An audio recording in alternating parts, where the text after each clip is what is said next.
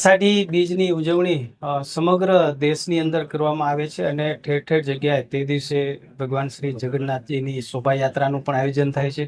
અમદાવાદની અંદર પણ ભવ્યનું આયોજન થાય છે. પણ અષાઢી બીજ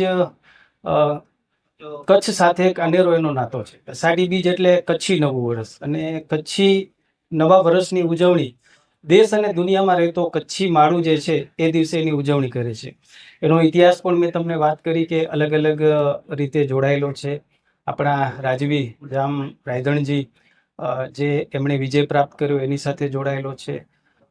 લાખા ફુલાણી જે દેશની અંદર આવે છે અને જે પ્રકૃતિ જે ખીલી છે, વરસાદ પડ્યો છે, એને પણ ઇતિહાસકારો, કવિ, લેખકો આજે એમની સાથે પણ જોડીને આપણે કચ્છી નવા વર્ષની ઉજવણી કરીએ છીએ.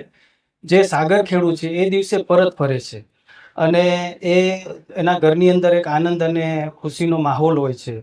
આજે પણ એ પરંપરાને હાજર સાગર ખેડૂ મિત્રો આજે ચાલુ રાખી છે. એની સાથે પણ આપણે જોડીએ છીએ. વાવણી થાય છે કે ખેડૂતો આનંદમય બને છે વરસાદ પડે છે એટલે, અને વાવણીનો દિવસ એટલે અષાઢી બીજનો એની સાથે પણ આપણે જોડે છે. અલગ અલગ રીતે આપણે અષાઢી બીજ એટલે કચ્છી નવા વર્ષની ઉજવણી આપણે કચ્છની અંદર કરતા આવ્યા છે. અને આપણે જોયું કે થોડો સમય પહેલા આદરણીય શ્રી નરેન્દ્ર મોદી સાહેબ એ આપણા રાજ્યના મુખ્યમંત્રી હતા ત્યારે જારાના ઐતિહાસિક ડુંગર ઉપર એક અષાઢી બીજની ઉજવણી થઈ. માંડવીના બીચ ઉપર પણ અષાઢી બીજનો એક ભવ્ય કાર્યક્રમ થયો અને દેશ દુનિયાથી અનેક લોકો આવ્યા હતા. છેલ્લા વર્ષથી આપણે નક્કી કર્યું છે કે આને નવી પેઢી સાથે આપણે જોડી રાખીએ. રાજવી પરિવારથી પરંપરા આ ચાલુ થઈ છે. અનેક કચ્છનું નવું પંચાંગ બનતું, રાજા જે છે એ નગરજનોને મળતા, નવી કરન્સી એટલે કે સિક્કાઓ જે છે બહાર પડતા, અને એની સાથે 17 ટોપોની સલામી અષાઢી બીજના દિવસે હમીસરના કાંઠે આપવામાં આવતી. આવી ઘણી બધી પરંપરાઓ જે આપણી હતી અને એ ક્યાંક વચ્ચે ગેપ આવ્યો તો એને આપણે ફરી એકવાર જોડીએ અને સતત એને આપણે ચાલુ રાખીએ. તો અમને વિચાર આવ્યો કે સાંસદ કચ્છ કાર્નિવલનું જો આયોજન કરીએ તો કચ્છની કલા સંસ્કૃતિને આપણે ઉજાગર કરી શકીએ અને એક લોકોને આપણે જોડી શકીએ. ગયા વખતે ઉદ્ઘાટન માટે મુખ્યમંત્રી શ્રી ભૂપેન્દ્રભાઈ પટેલ સાહેબ આવ્યા અને જે ઉમળકો જોયો આપણે, વરસાદ હતો છતાં પણ એમ કહેવાય કે 50, 60, 70 હજાર લોકો ઉમટી પડ્યા જોવા માટે. તો કચ્છની કલા સંસ્કૃતિ, આપણું જે અલગ અલગ રીતે ગામડાઓની આપણી રીતિ રિવાજ છે, જે આપણી અલગ અલગ ભાતની આપણી જે પરંપરાઓ છે, એને આ કૃતિઓના માધ્યમથી આપણે ઉજાગર કરી હતી અને આપણને એ જોવા મળ્યું હતું.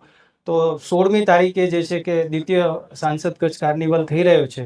તો મારી આપ સૌને તમારા માધ્યમથી હું બધાને આગ્રહ અને વિનંતી કરું છું કે બધા જોડાય. એમાં પ્રથમ જે કૃતિ આવશે એને અમે 51,000 રૂપિયા આવશું, દ્વિતીય અને 41, પછી 5 સુધી જે છે કે 31 અને 21 અને 11,000 આપશું. બધી જ કૃતિઓને અમે 5,000નું ઇનામ આપશું કે એમને નાની મોટી વ્યવસ્થા કરવી હોય તો એ લોકોને ફાવે.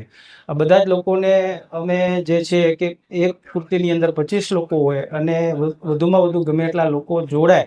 અને આ વખતે પણ 60થી વધારે કૃતિઓ આવી છે અને એનો પ્રવેશ જે છે મહાદેવ ગેટથી થશે અને વિજયરાજ લાઇબ્રેરીથી લઈ અને જ્યાં લેક્યુ પાસે જે છે કે સ્વામી વિવેકાનંદજીની પ્રતિમા છે ત્યાં એનું મેઇન પરફોર્મન્સ થશે અને રાજેન્દ્ર પાર્કનું ગેટ છે ત્યાંથી એની એક્ઝિટ થશે.